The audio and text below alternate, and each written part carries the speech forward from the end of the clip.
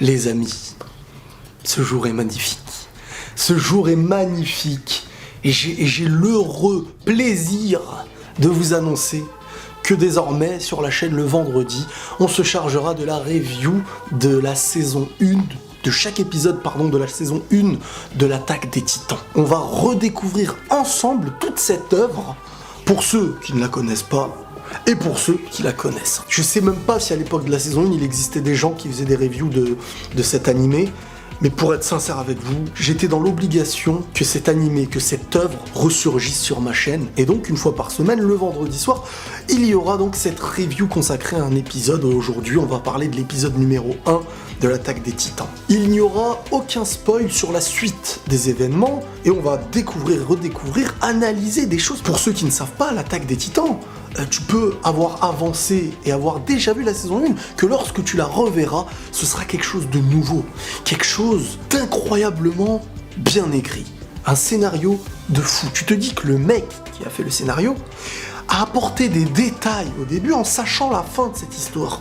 C'est un génie, le mec. Et pour rentrer directement dans le premier épisode qui se nomme « À toi qui vis 2000 ans plus tard », je crois, on est directement dans un mystère, dans quelque chose de fou, dans un monde peuplé de titans. On sait pas d'où ils viennent, on sait pas comment ça se fait, et donc il y a des petites villes, on va dire, qui sont entourées de gros murs d'une hauteur de 50 mètres qui empêchent les titans extérieurs, qui eux à la base sont des mecs qui mangent les êtres humains, pour les empêcher de venir. Donc ça, ceux qui connaissent l'animé et l'œuvre en soi, ne découvrent rien. Si toi tu découvres l'animé, voilà.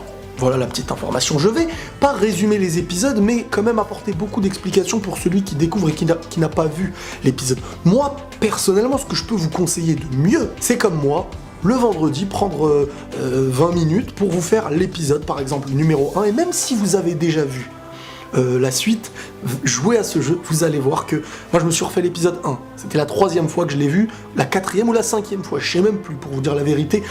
Et pour être sincère avec vous, j'allais pleurer.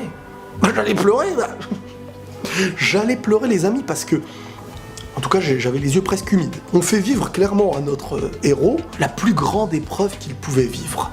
Mais avant de rentrer dans les détails de tout ce qui s'est passé, on va commencer par le début. Et il y a un mystère de malade. Moi, je pense, et tout ce que je vais vous dire, comme je vous ai dit, c'est pas du spoil, c'est des choses que je pense, et donc je ne connais pas encore la finalité. Et j'ai vu aussi, j'avais des doutes là-dessus, mais j'ai vu qu'il y a des retours sur internet par rapport à ça. Déjà le titre, à toi qui vis 2000 ans plus tard. 2000 ans plus tard, pourquoi? Est-ce qu'il y aurait un délire avec le temps? Au début même du premier épisode, Eren se réveille aux côtés de Mikasa, et celui-ci, on voit un peu dans sa tête des choses, du sang, des titans, un titan qui mange quelqu'un, des trucs liés à un délire, un royaume, un roi ou je sais pas quoi. Vraiment, on voit des petites choses qui, à mes yeux, sont liées au futur. Eren, est-ce que, et ça j'en avais déjà parlé dans les reviews de la saison 2, Eren, sur le coup, a-t-il vu le futur? Ou bien, encore pire que ça, et c'est une théorie qui ne vient pas spécialement de moi, mais j'y ai déjà pensé, mais elle ne vient pas que de moi, est-ce qu'en fin de compte, cette œuvre ne serait pas une boucle? Et là, ça serait incroyable, parce que moi j'aime beaucoup le voyage dans le temps en soi. Mais faire de cet animé, parce que pour moi, quand on crée une boucle, quelque chose qui ne se termine pas en soi, c'est tu regardes une œuvre jusqu'à la fin, et ce que tu as vu à la fin redeviendra le début. Donc quand tu regardes le début, tu vois la suite de la fin en soi. Et c'est ça qui serait énorme. Et connaissant l'univers de l'Attaque des Titans, ça m'étonnerait pas. Bref, Eren se réveille aux côtés de Mikasa, qui est, que vous apprendrez plus tard, mais bon, une amie sur le moment. Et donc, Eren a déjà des larmes, il pleure. Comme si en fin de compte, c'était un adieu qu'il vivait pour revivre quelque chose de nouveau, une nouvelle vie. Des souvenirs enfouis peut-être qu'il découvrira au fur et à mesure du temps, mais pour l'instant le mystère en est là. Voilà, il se réveille, on ne sait pas de quoi il se réveille, pourquoi il était isolé. Il revoit Mikasa, il a l'air, tiens t'es là, tu vois, vraiment, pour lui il y a un questionnement, il pleure, il est triste de quelque chose, voilà. Et on y ajoute à cette séquence les 2000 ans du titre. Tu vois, il y a des petits mystères, il y a des petits doutes, ça peut être une théorie plausible, j'ai envie de dire. De retour avec Mikasa, ils étaient sur le chemin pour rentrer chez eux, ils discutent avec Hannes. Hannes qui est un mec, voilà, il bosse pour la protection de la porte, voilà. En gros, chacun a un petit peu un rôle défini, comme la police, ceci, cela. Il y a le bataillon d'exploration qui, eux, par contre, se doivent d'être en dehors des murs et face aux titans. Et ces gens-là, en fait, Eren rêve de devenir comme ça quand il sera plus grand. C'est vraiment le fait d'affronter les titans et d'en découvrir un petit peu plus, parce que le monde extérieur est un mystère que personne n'a l'air de connaître. Et à la première conversation de Eren et de Hannes, l'un des gardes de la porte, et ben Eren, en fin de compte, il est avec une vision très mature pour son âge, très protecteur et très explorateur, quelqu'un. C'est un genre de rebelle, j'ai envie de dire, parce qu'il va dire à Hannes sur le coup, mais t'es bourré, en gros tu sens l'alcool, t'es bourré, si des titans rentraient là sur le moment, est-ce que vous pourriez nous défendre, est-ce que vous serez apte à vous battre et tout. Et là Hannes lui explique en fait, mais ça fait 100 ans qu'aucun titan n'a porté un danger, on est né avec ça, voilà. On voit clairement même ses amis qui protègent la porte, qui eux aussi étaient bourrés, qui jouaient à un jeu de société. Il y avait à leurs yeux, voilà, c'était une insouciance totale, pour eux, il n'y a aucun danger. Mais, bizarrement, Eren, étant le petit en plus dans l'histoire, lui il était dans une conscience de se dire, mais s'il rentrait, est-ce que vous serez apte? Et Hannes clairement lui avoue que bah écoute, limite non, quoi, j'ai envie de dire. Et c'est là qu'Eren a commencé à péter un plomb, en se disant mais c'est pas normal, voilà. Lui vraiment il est pour une belle justice. On lui dit il ne faut pas sortir du mur. Pourquoi? Si j'ai envie de risquer ma vie, j'ai le droit. C'est sa mentalité. Dans l'épisode, on apprend aussi à connaître Armin, en dehors de Mikasa, qu'on voit directement au début avec Eren. Armin, qui est un pote à Eren, et la première chose qu'on voit de lui, c'est quelqu'un de faible physiquement, qui se fait un petit peu agresser et tout, mais de très très très intelligent. Et même quand il se fait agresser, il explique à ceux qui l'agressent, du style, si je riposte, parce que les agresseurs disent, bah vas-y, riposte. Et lui, il est en train de leur dire, mais si je riposte, je m'abaisserai à votre niveau. Et c'est ce que vous cherchez en fin de compte. Alors qu'en fin de compte, quand je réagis pas, vous êtes soumis à ce que je suis quelque part. Et il leur dit même, par son intelligence, ça vous énerve tellement ce que je vous dis, vous êtes conscient que j'ai raison, que vous allez riposter par les coups. Et c'est ce qui s'est passé, jusqu'à ce que Eren intervienne, sauf que c'est pas Eren en soi qui est intervenu, c'est plutôt Mikasa qui était derrière. Et dès qu'ils ont vu Mikasa arriver, ils se sont enfuis. Donc, cette œuvre nous fait très vite comprendre que Mikasa a l'air d'être très dangereuse.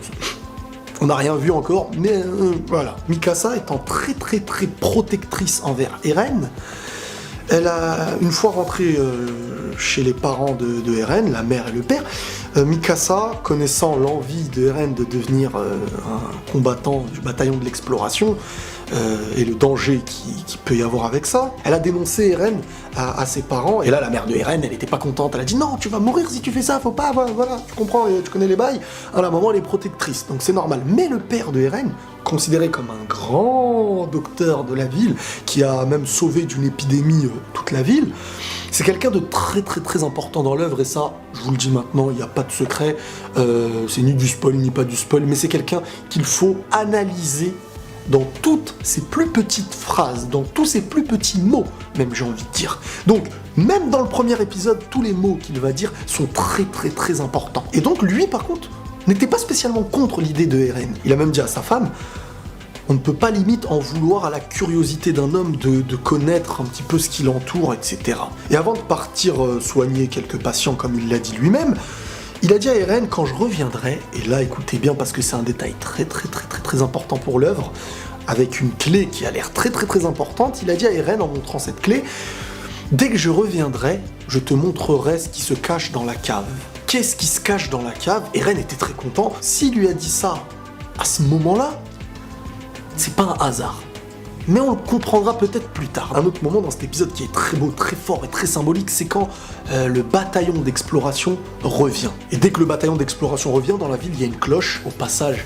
Même la cloche dans le dessin, j'arrivais pas à distinguer si c'était une vraie cloche ou un dessin animé que j'étais en train de regarder, tellement que l'animé de l'Attaque des Titans, c'est une œuvre, un dessin, une musique, tout est fait à la perfection. C'est très très dur, vous ne trouverez pas un mec, j'imagine, qui analyse un épisode venir vous dire directement, sincèrement, j'ai pas trop aimé la qualité des dessins, c'est impossible. Ni la qualité des musiques, non. C'est la perfection, c'est bossé comme des malades, et je comprends qu'il n'y a qu'une saison par an, un truc comme ça, enfin, parfois t'attends 5 ans, et tu te tais. Bref, la cloche a sonné, le bataillon d'exploration est revenu, donc quand le bataillon d'exploration revient, très souvent, il y a une attente de la ville, des gens qui sont posés au chaque côté de la route, Sauf que très très souvent et à chaque fois, le bataillon de l'exploration revient avec des pertes. Et sans réellement avoir découvert des choses. Donc, très très mal accueilli par l'extérieur. Et on nous met face à la réalité de la vie dans cet épisode. Parce que on nous montre les pertes humaines, les dangers. J'ai envie de dire que peut-être le symbole des titans, dans l'attaque des titans, serait en fin de compte synonyme aux plus grandes bêtises humaines qui peuvent exister et l'impact que l'humain, en fin de compte, s'est fait subir à lui-même.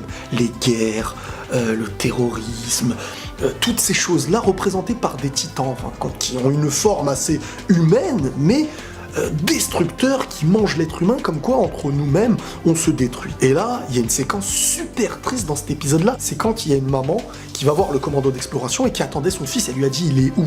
Et vous savez ce qu'ils lui ont donné? Il a dit ramenez-le. Donc quand ils ont dit ramenez-le, tu t'attends à quoi? Tu t'attends à ce qu'ils ramènent, en gros, le corps, au pire, voilà, le corps soit blessé, soit mort. Et c'était pire que ça. Ils lui ont ramené un bras qui était emballé, et ils l'ont donné à la maman. Une mère, tu donnes ça à la mère. Elle a le bras de son fils. Et donc là, on marque encore une fois un choc. Hein. Les épisodes là nous montrent vraiment le danger. Cet animé tourne autour du danger, du glauque, de la mort, de tout plein de choses qui sont ultra tristes. Tu peux regarder des épisodes de l'Attaque des Titans et pleurer. Voilà, c'est clair et net. Et la maman, la pauvre, ça m'a fait mal au cœur. Elle demande aux soldats est-ce qu'il aura été utile, au moins, est-ce que sa mort aura été utile à l'avancée, en fait. Donc au début, le soldat a envie de lui mentir en lui disant oui, sauf que même lui, dans le plus grand désarroi, se met à pleurer devant la maman en lui disant on n'a pas réussi, quoi. On n'a pas réussi à trouver de leur vraie nature aux titans. Il est mort pour rien et c'est de notre faute, c'est de ma faute. Tu vois, vraiment un désarroi total que vraiment... En fait, le symbole aussi de ce moment-là, c'est parce qu'il y a Eren et Mikasa qui... Eren, lui, quand il les voit sortir, il les regarde avec un sourire et c'est l'un des seuls qui leur sourit parce qu'il les admire. Il admire ce travail, il admire le fait de se risquer à la vie extérieure et lui, le fait d'être enfermé dans des murs, ça le tue au plus profond de lui-même. Donc lui, quand il les a vus rentrer, il est heureux.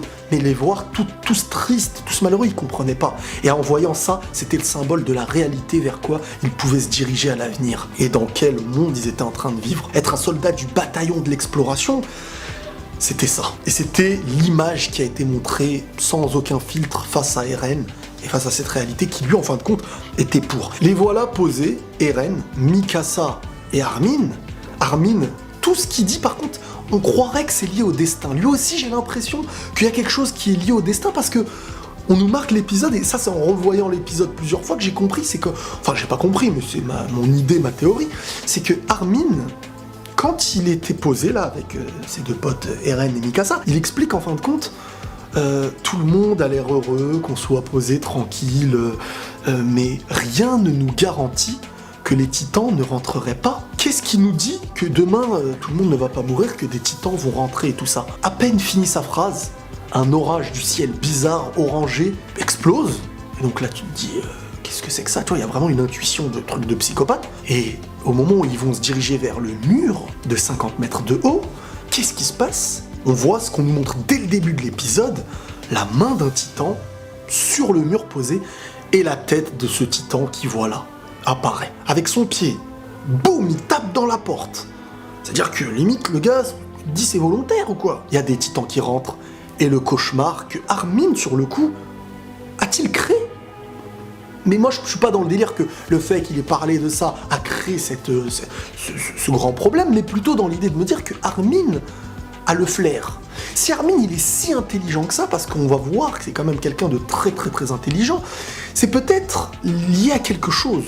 Il a un don, voilà, on va dire qu'il a un don. Et est-ce que son don, c'est pas de percevoir les choses, d'avoir un sens que d'autres n'ont pas? Et sur le coup, il a ressenti ce détail. Il a ressenti ce détail qui va causer la mort de centaines de milliers de personnes, peut-être. Mais bref, les titans sont rentrés, et là, voilà, tout le monde essaye de s'enfuir, tout le monde, on voit la mort, hein, on la voit clairement. Des mamans qui voient des enfants mourir, des enfants qui voient leurs parents mourir, des titans qui rentrent, et voilà, ça devient une invasion de titans. Et on en arrive à la tristesse globale de cet épisode qui vient nous montrer encore plus que tout ce qu'on a vu dans cet épisode. en termes de réalité, et ça je l'ai comparé à ce qu'on peut voir dans le monde en fait. Et c'est ça qui m'a fait penser que les titans seraient en gros le symbole de la plus grande cruauté humaine dans le monde. Quand quelque chose t'arrive directement chez toi, comme on peut le faire, comme je vous ai dit, du terrorisme, des guerres, des innocents qui sont dans un monde et qui se font bombarder, du jour au lendemain, c'est clairement cette image, tu la ressens, quand tu vois cette séquence, tu la ressens pareil. Et on termine l'épisode avec Eren qui dit « Attendez, ma mère elle est vers là-bas, ma maison elle est là-bas, je peux pas m'enfuir par là-bas ». Et en essayant d'aller voir dans sa maison si ses parents étaient là ou pas, il y a sa mère qui est bloquée sous les décombres, sous les pierres, etc. Là, sa jambe qui est bloquée, ils essayent de la protéger. Il y a Hannes, vous vous rappelez Hannes, là, le bourré du début, là, qui là se rend compte que c'est un peu le bazar. Et donc là, il vient, il dit « Vous inquiétez pas, essayez de la retirer, moi je vais m'occuper du titan ». Tac, il court, il se retrouve face à un titan, là aussi, face à la réalité. C'est le réveil, cet épisode c'est le réveil, parce qu'il s'est retrouvé face à un titan, il l'a vu, il a compris qu'il n'était pas apte, il a eu peur, ils n'ont jamais vu quelque chose d'aussi puissant et d'aussi effrayant. C'est comme se retrouver aujourd'hui face à un dinosaure, tu vois. Tu le vois, tu le regardes, tu dis je vais l'attaquer, non. Il a fait marche arrière, il est parti, il a pris Eren et Mikasa dans ses bras, et voilà une séquence qui vous marquera à jamais. Franchement, j'ai trouvé ça choquant. Même moi, à mon âge, j'ai trouvé ça choquant. Choquant. Je me suis dit comment on peut montrer ça dans un épisode. Et pourtant, j'en ai vu des épisodes, des trucs choquants, du sang et tout ça. Le titan a pris la mère de Eren. C'est pas comme si on nous l'avait jamais montré, la mère de Eren. C'est vraiment un personnage qu'on a vu dans l'épisode. Tu vois, tu t'es un minimum attaché. Il l'a pris. Il l'a bouffé. Il l'a bouffé. Et Hannes, qui tenait Eren ici et Mikasa ici, eux, ils voyaient les scènes. Donc imaginez le choc de Eren qui voit sa maman se faire manger par un titan. Et ben cette scène-là, elle lance l'animé, elle lance le manga, elle lance cette œuvre qui est incroyable. Je suis choqué. Franchement, c'est une œuvre. Là, de vous en reparler, c'est comme si j'en parlais ou que j'avais vu ça pour la première fois. Et c'est à partir de là que Eren va lier tous ses sentiments vont se concorder. Il voulait être dans le bataillon d'exploration pour explorer, pour visiter, pour voir le monde extérieur et ne pas être considéré comme quelqu'un qui est enfermé et vivre comme une fourmi dans une cage. Une fourmi dans une cage, ça n'existe pas, bébé, oui. Mais aujourd'hui, cet objectif de faire partie du bataillon de l'exploration va grandir encore plus avec la haine des titans. Il voudra déjà premièrement sortir de ce mur, mais éradiquer tous les titans. Voilà la philosophie de ce premier épisode et comment le comprendre avec ma manière de voir les choses, mes théories d'un côté, ça va être super intéressant d'en reparler, parce que ça va prendre une bonne petite part. On va refaire la saison 1 entière, qui est composée, je crois, de 20 épisodes et quelques, non ? Parce qu'elle est en 2 parties, donc 20 épisodes, 20 semaines, on va attaquer la saison 2, mais différemment des reviews qu'on a pu faire, parce que je ne vais pas refaire des reviews de la saison 2, ça n'aurait aucun sens. Ça concordera pour enfin arriver en étant prêt, mentalement, psychologiquement, avec la saison 3 qui sortira en juillet. La continuité d'ici là, l'attaque des titans continuera d'exister chaque semaine jusqu'à juillet. Les amis, j'espère vraiment que vous avez apprécié cette vidéo et j'espère sincèrement du fond du cœur qu'on sera nombreux pour ces reviews qui vont nous suivre jusqu'à juillet et qui vont continuer avec juillet, parce qu'il y aura la saison 3 de l'attaque des titans. Redécouvrir cette œuvre, et du moins l'imprégner dans ma chaîne, c'est une obligation. Voilà, même si on est 3, ou que ces vidéos ne font pas de vues, eh ben je les ferai chaque semaine parce que j'ai besoin. Tu vois, dans 10 ans, j'ai envie de revenir voir ça si je suis encore en vie. Parce que on peut pas laisser passer ces choses-là. Et la saison 1 à l'époque, tu vois, les reviews, peut-être ça se faisait peut-être pas trop avec internet, les vidéos ça marchait pas à l'époque, il y avait pas encore ce délire de youtubeur peut-être, je sais pas. Mais quoi qu'il en soit, ça va naître dans la chaîne. N'hésitez pas à liker à fond, à partager avec ceux qui découvrent l'attaque des titans, ou bien à qui vous voulez faire découvrir, ou redécouvrir ensemble, parce que c'est un plaisir de ouf. On like, on commente, on s'abonne, prenez tous soin de vous les amis, et la paix sur vous.